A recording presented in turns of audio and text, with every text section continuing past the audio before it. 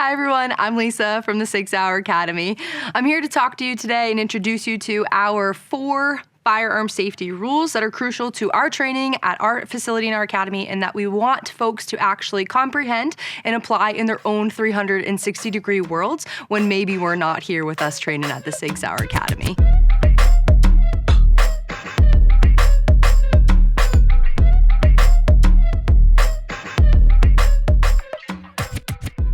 The first one I'd like to talk about and discuss is trigger finger discipline. So the functionality of any firearm, whether we are utilizing a pistol or the rifle that I have in front of me, the functionality is going to occur with trigger manipulation. What we like to say here is keeping our trigger finger high up on the slide of a pistol and high up on the receiver of rifle.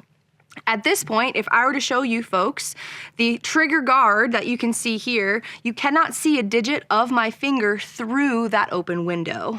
If I were to show you this, now you can fully see that digit of my finger through that trigger guard, which is what we're trying to avoid.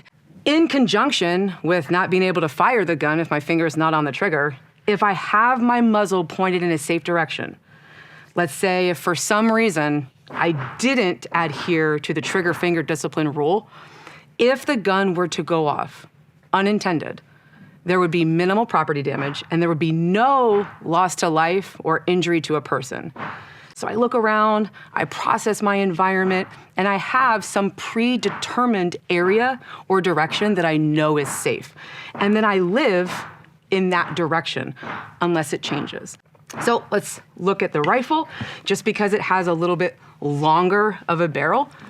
So once I've established that I have a safe direction, that rifle is only going to be pointed in that direction.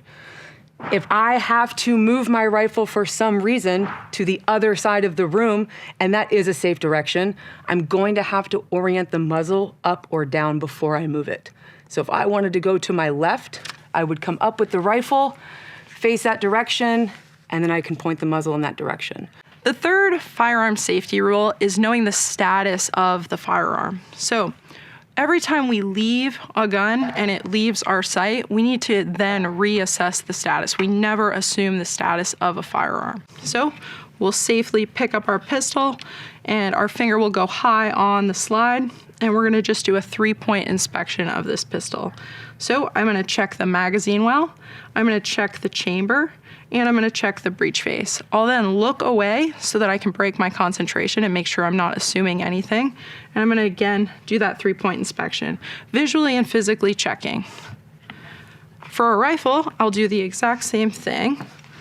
I'm gonna check the mag well, the chamber, as well as the bolt face. And again, I'll do that again. I now know that both of these are unloaded and safe. And last but not least, we do have knowing our target and what's beyond it. Knowing that bullets tend to go through things, it's really important that wherever our target is, we know what's around it in the event that I miss, but also what's beyond it. If I'm in an outdoor environment and maybe I'm by a field, if there's a ton of different trees or woods, it's really important to know what's around that area. So when my bullets go through whatever my target is, what else could it potentially impact? If we follow those 4 safety rules, we're gonna guarantee that we have a good day.